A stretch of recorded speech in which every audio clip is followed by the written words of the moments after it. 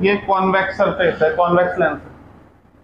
ये इसका पहला सरफेस है, ये इसका दूसरा सरफेस है। पहले सरफेस का सेंटर ऑफ कर्वेचर यहां कहीं होगा C1, और दूसरे सरफेस का सेंटर ऑफ कर्वेचर यहां कहीं होगा C2। ऑब्जेक्ट हमने यहां कहीं रखा, लाइट रे आई ऑब्जेक्ट से। तो अब ये बिल्कुल बेसिक बात करेंगे, लाइट का मीडियम बदल रहा है क्या?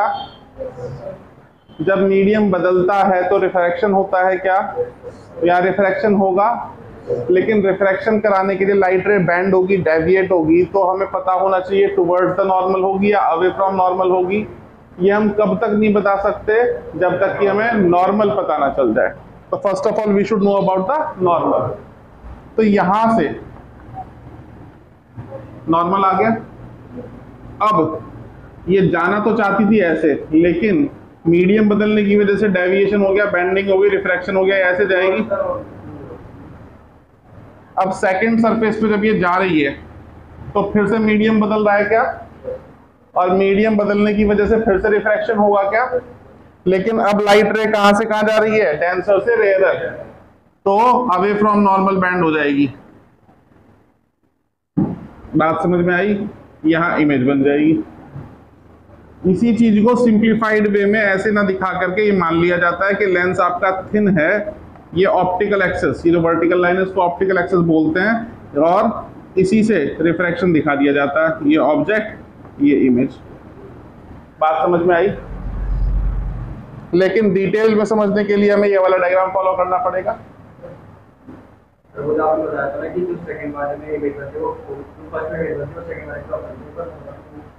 रूल है सिंपल सा, कॉन्सिक्यूशन में सक्सेसिव मैनर में इमेज फॉर्मेशन होता है। पहले रिफ्रैक्शन से जो इमेज बनेगी वो ऑब्जेक्ट का काम करेगी दूसरे रिफ्रैक्शन के लिए। तो पहले सरफेस पे जब रिफ्रैक्शन होगा तो कोई इमेज बनेगी। अगर ये सरफेस यहां ना होता तो क्या ये लाइट रे आगे सीधी जाने वाली थी? ये I1 मानेंगे, और ये जो I1 है it will behave as an object for the second surface, जिसकी फाइनल इमेज ये है। अब बात समझ में आई? कुछ पहले सरफेस की इमेज किसका काम कर रही है? किसके लिए? दूसरे सरफेस। तो पहले सरफेस की इमेज I1, और ये किसका काम कर रही है? ऑब्जेक्ट का। किसके लिए? सेकंड सरफेस के लिए। तो फाइनल इमेज बनी है। ये ऑब्जेक्ट डिस्टेंस, ये क्या है? U। ये फाइनल इमेज का डिस्टेंस, ये क्या है? V। ये फर्स्ट इमेज का डिस्टेंस, ये क्या है? V1। पहले सरफेस का रेडियस ऑफ कर्वेचर R1 और दूसरे का। अब इतनी बात समझ में आई क्या? ये रिफ्रैक्टिव इंडेक्स μ2, यहां μ1, यहां μ1।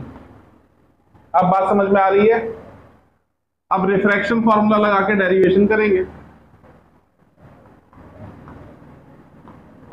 रिफ्रैक्शन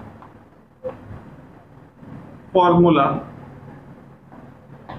फर्स्ट सरफेस पे लगा दें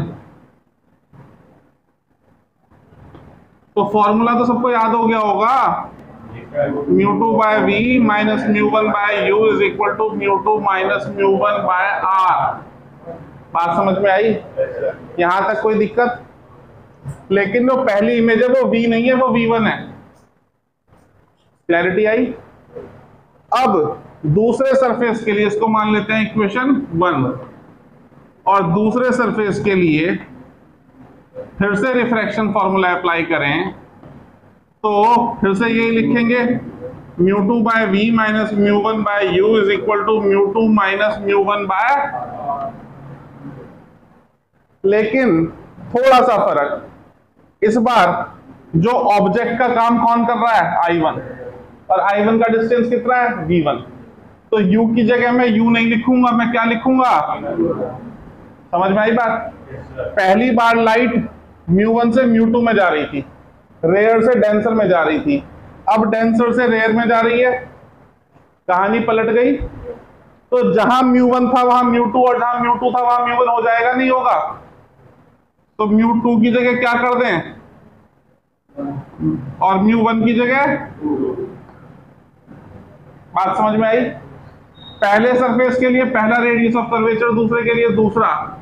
इतनी बात समझ में आई नहीं आई, ये क्लियर कर लो। यहां तक कोई दिक्कत समस्या परेशानी है तो बता दो आराम से। किसी भी स्टेप में कोई डाउट है तो बोलिए।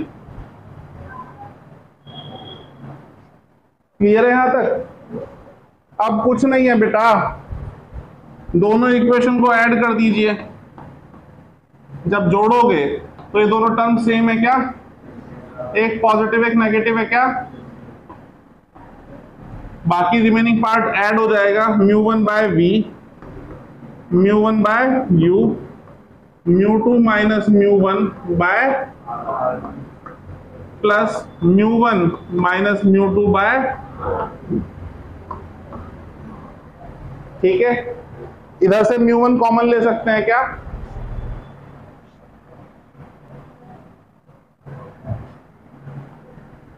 तो 1/v माइनस 1/u बचेगा क्या?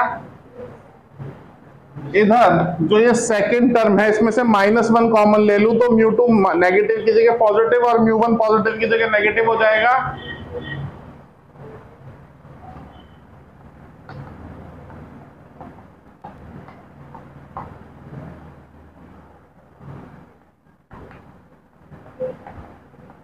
यहां तक कोई दिक्कत?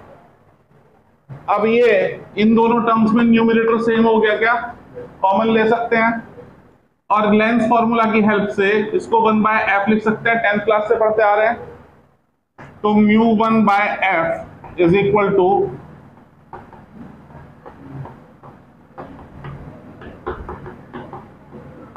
यहां तक आया, ये इधर आके डिनोमिनेटर में आ जाएगा।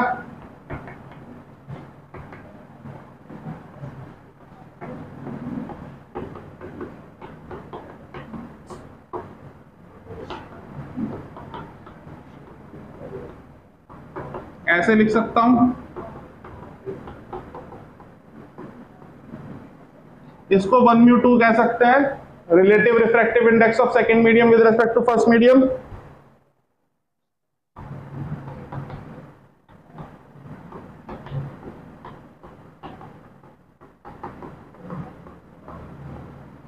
इसी को कहते हैं लेंस मेकर फॉर्मूला। समझ आया नहीं आया?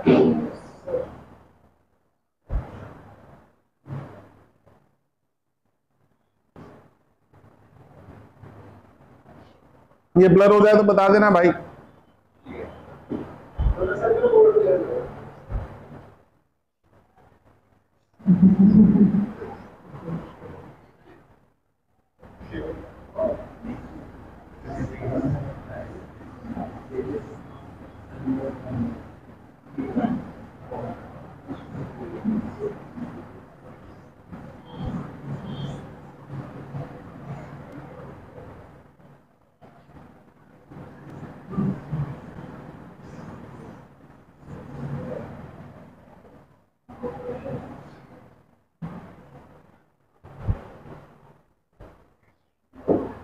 देखिए समझिए क्या क्या क्वेश्चन पूछेंगे।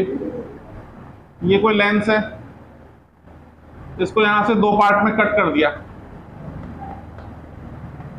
तो दो प्लेनो कॉन्वेक्स लेंस बन गए। इसकी फोकल लेंथ f थी तो इसकी f डैश हो गई। ये कितनी हो जाएगी? ये क्वेश्चन पूछेंगे। तो फॉर्मूला से भी निकाल सकते हैं। बोलो कौन सी दोनों? ये दोनों, हाँ ऑब्वियस है, बीच में से काटा है, सिमेट्रिकली कट किया है, दोनों को इक्वल पार्ट्स में कट किया है तो इक्वल होगी। लेकिन कितनी होगी? पहले जितनी थी उतनी रहेगी, हाफ हो जाएगी, 1/3 हो जाएगी, 1/4 हो जाएगी, डबल हो जाएगी, 3 टाइम्स हो जाएगी, 4 टाइम्स हो जाएगी, वो क्या होगी? तो याद भी कर लीजिए, मैं समझा भी निकलवा भी दूंगा, डायरेक्ट बता देता हूँ। फोकल लेंथ डबल हो जाएगी।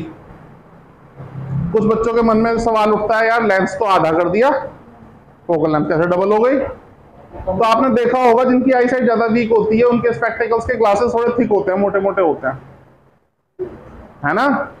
मतलब क्या है बात का? ज्यादा पावरफुल लेंसेज चाहिए उन्हें, ज्यादा पावरफुल मतलब पावर बढ़ाई गई तो बीच में से काटने से पावर आधी हो गई, और पावर और फोकल लेंथ इनवर्सली प्रोपोर्शनल। जब पावर आधी होगी तो फोकल लेंथ डबल होगी। कॉन्सेप्चुअली समझ सकते हैं, मैथमेटिकली समझना है तो अभी जो फॉर्मूला ड्राइव किया हमने लेंस मेकर फॉर्मूला, उससे समझ में आ जाएगा।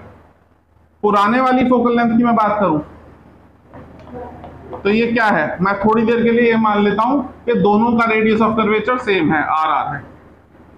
तो mu minus 1 over R minus 1 over minus R लिख सकता हूं क्या?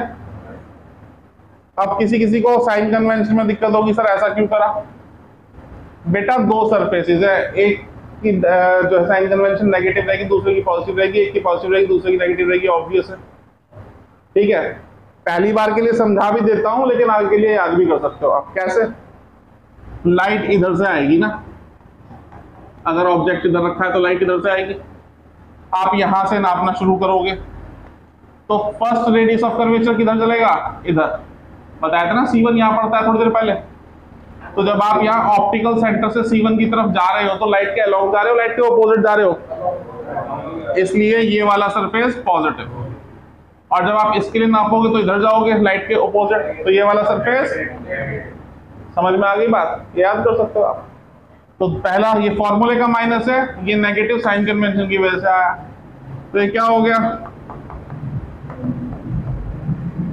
1/r plus 1/r that is 2/r। Direct ही कर दूं?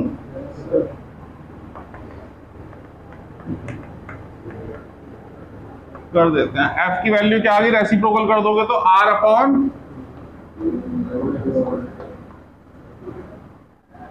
समझ में आई बात? सेकेंड केस में जब निकालेंगे तो 1 अपॉन f डैश,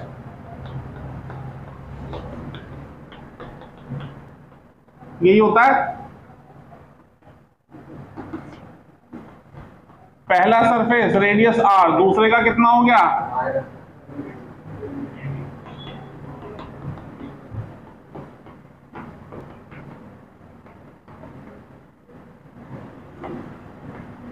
ये टर्म 0 हो गई।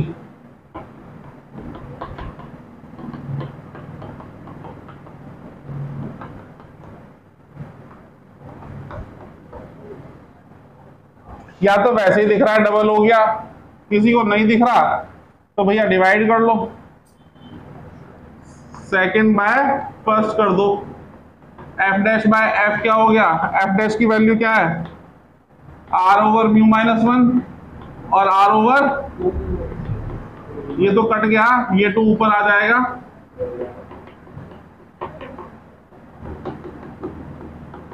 फोकल लेंथ डबल हो गई, और फोकल लेंथ डबल हो गई तो पावर हाफ हो गई। तो डायरेक्ट याद कर सकते हो, बहुत क्वेश्चन पूछे जाते हैं। समझ में आया? इंपॉर्टेंट पार्ट है, कई बार पूछ लेते हैं, नोट कर लीजिए इसको।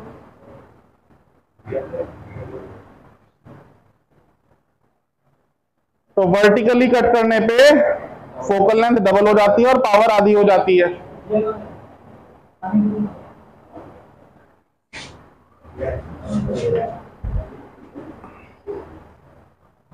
हो गया?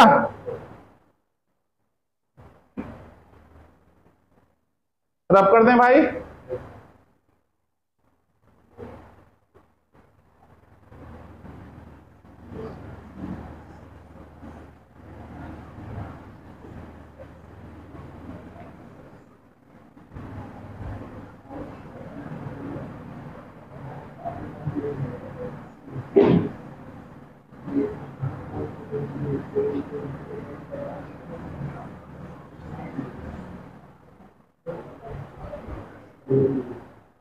जब लेंस को हॉरिजॉन्टली कट करेंगे तो बेटा एरिया कम हो गया, लेकिन रेडियस बदला क्या? एक यू बनेगा, एक यू बनेगा। रेडियस जो पहले था वही है भाई, और जब तक रेडियस नहीं बदलेगा तो फोकल लेंथ क्यों बदलेगी? रेडियस ऑफ कर्वेचर बदलने से ही तो फोकल लेंथ बदलती है। रेडियस ऑफ कर्वेचर तुमने बदला नहीं तो फोकल लेंथ काय को बदलेगी? तो अगर पहले f तो बाद में f डैश, तो इसकी वैल्यू भी f। पावर भी सेम रहेगी और फोकल लेंथ भी, ठीक है। लेकिन फिर भी कुछ फर्क पड़ेगा, एरिया कम होने से कम लाइट रेज गैदर कर पाएगा ये।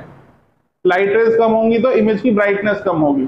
समझ रहे बात को? हाँ हाँ, ठीक है। चले आगे, नोट करना है कर लो, इसको भी पिक्चर लेनी है ले लो इसकी।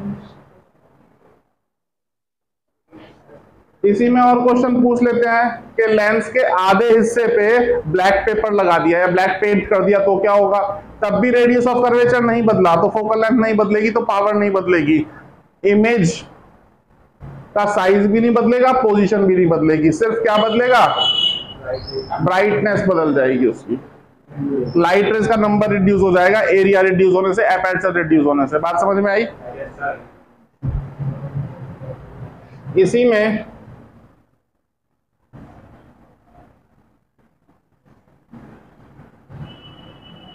एक क्वेश्चन ये बनता है, लेंस को किसी ऐसे मीडियम में डाल दिया, अभी तो एयर में था, किसी लिक्विड मीडियम में डाल दिया, जैसे ग्लिसरीन में डाल सकते हैं, कार्बन डाइसल्फाइड में डाल सकते हैं, वाटर में डाल सकते हैं, या किसी और ट्रांसपेरेंट लिक्विड में डाल सकते हैं। तो ऐसा करने से क्या असर पड़ेगा उसकी फोकल लेंथ पे? ठीक है, तो उसके लिए समझ लीजिए छोटा सा फॉर्मूला है, इन एयर, डायग्राम की जरूरत नहीं है, ऐसी समझ लीजिए। फोकल लेंथ कितनी थी,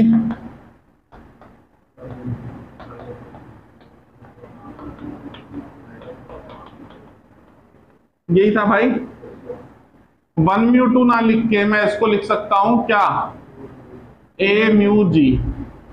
1μ2 का मतलब refractive index of second medium with respect to first medium, और a म्यू जी का मतलब refractive index of glass with respect to air, air में रखा है तो विद रेस्पेक्ट टू एयर। किसी मीडियम में डाल देंगे तो फिर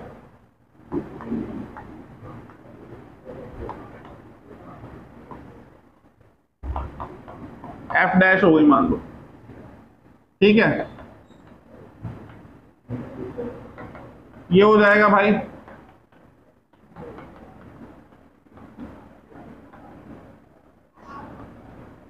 ठीक है, यही हो जाएगा। f डैश की वैल्यू चाहिए इन टर्म्स ऑफ f, पुरानी फोकल लेंथ इतनी थी, नहीं कितनी हो जाएगी, ऐसे पूछेंगे तो क्या करो, सिंपल फर्स्ट बाय सेकंड कर दो, तो क्या हो जाएगा 1/f डैश, एक्सट्रीम्स की मल्टीप्लाई मीन्स की मल्टीप्लाई, ये तो टर्म कैंसिल ही हो जाएगी, यहां बचेगा a म्यू जी माइनस 1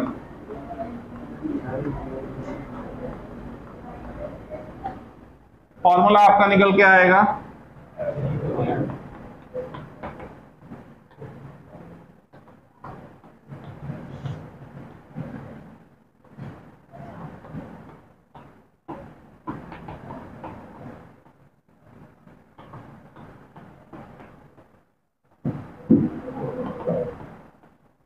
ये बन जाएगा, चाहे तो यहीं छोड़ दो, और सिंप्लीफाई करना तो कर सकते हैं।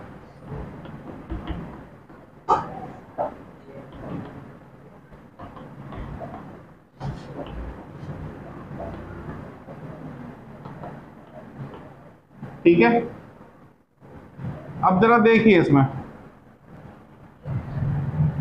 फिर एलसीएम लेकर के ऊपर नीचे करें तो कॉम्प्लिकेशन सी बढ़ती जाएगी, याद करने में थोड़ा कॉम्प्लिकेट हो जाएगा, बेटर है आप इसको याद कर ले, ज्यादा बेटर है।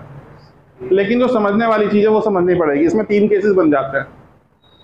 क्या केसेस बन जाते हैं कि जिस मीडियम में हमने लेंस को डाला है उस मीडियम का रिफ्रैक्टिव इंडेक्स लेंस के रिफ्रैक्टिव इंडेक्स के इक्वल हो सकता है, उससे कम हो सकता है, उससे ज्यादा हो सकता है।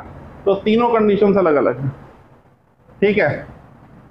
अब देखिए जरा, if mu M is smaller than mu G, हमने ऐसे मीडियम में डाला जिसका रिफ्रैक्टिव इंडेक्स लेंस के रिफ्रैक्टिव इंडेक्स से या ग्लास के रिफ्रैक्टिव इंडेक्स से कम है, तो क्या होगा,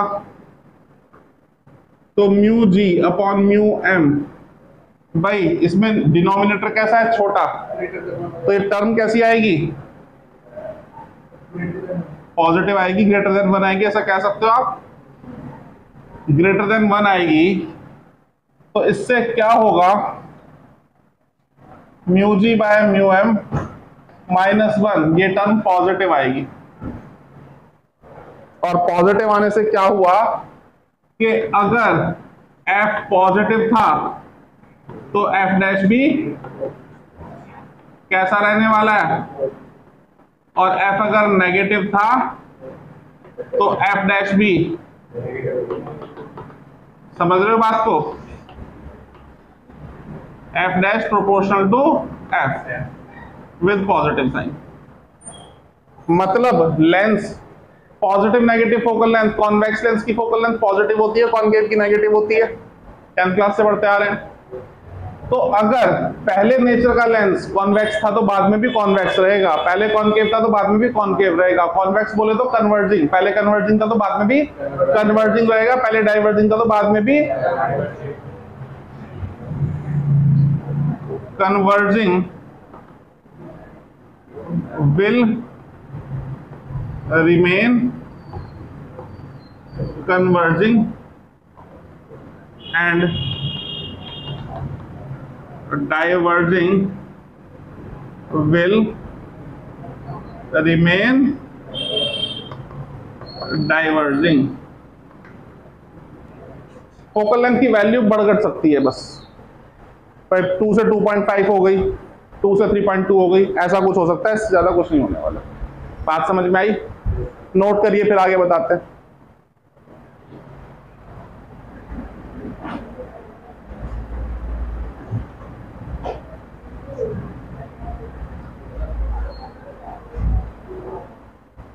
हो गया?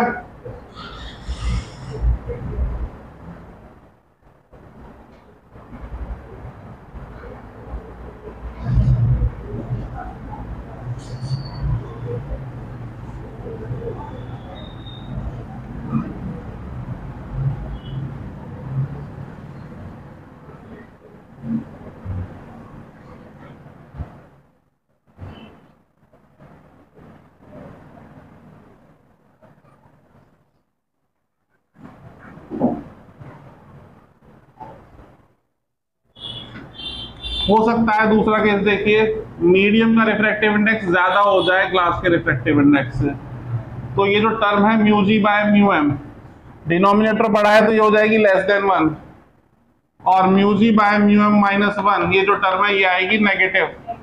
नेगेटिव होने से f dash proportional to minus f हो गया, यानी कि ये अगर कन्वर्जिंग है तो इस नेगेटिव की वजह से डाइवर्जिंग बन जाएगा, और ये अगर डाइवर्जिंग है तो इस नेगेटिव की वजह से कन्वर्जिंग बन जाएगा। Nature of lens will change.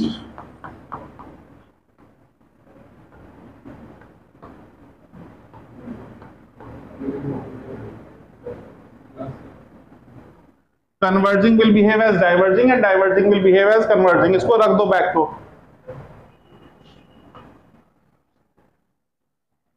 ठीक है। देखिए जरा समझते हैं, ये कन्वर्जिंग था, ये प्रिंसिपल एक्सिस, ये क्या कर रहा था, लाइट रे यूं आ रही थी तो यूं कन्वर्ज कर दिया करता था, है ना, ये बिफोर।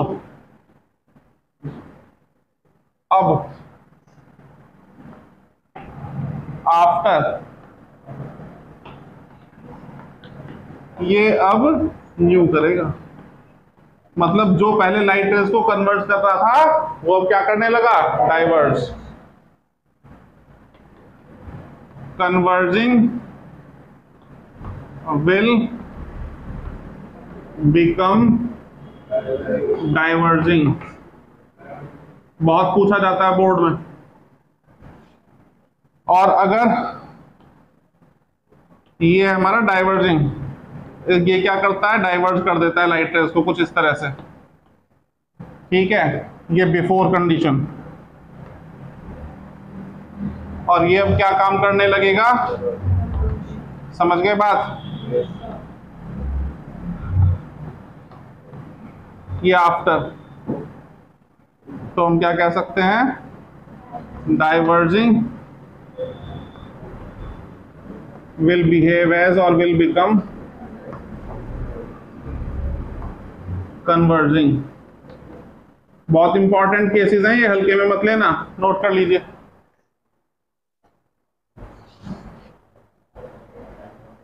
जल्दी करिए, टाइम हो रहा है।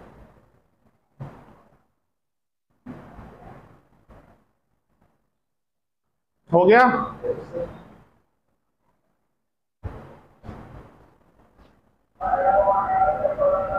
तीसरी कंडीशन,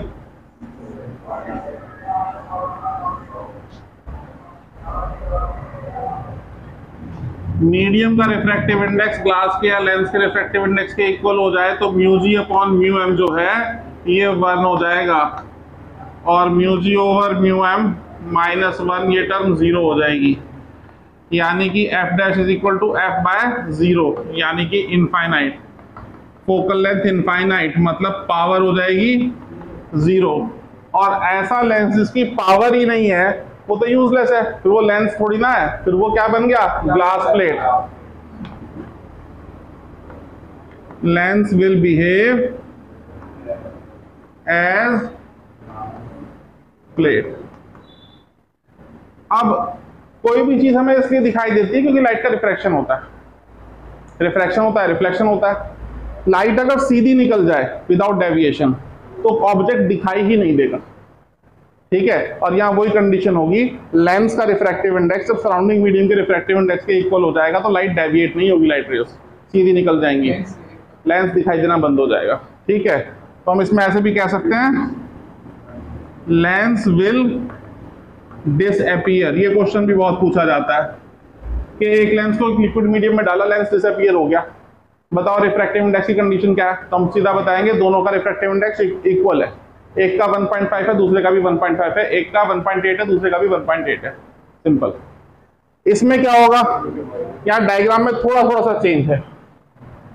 ये लाइट रे जो कन्वर्ज की बजाय डाइवर्ज हो रही थी ये सीधी निकल जाएगी, बात समझ में आई। और ऐसे यहाँ पे ये लाइट रे जो कन्वर्ट होने लगी थी सीधी निकल जाएगी, कुछ नहीं हो रहा, ठीक है। Converging will become glass plate या डिसअपीयर। ऐसे यहां पे डाइवर्जिंग का भी क्या होगा, ग्लास प्लेट बन जाएगा या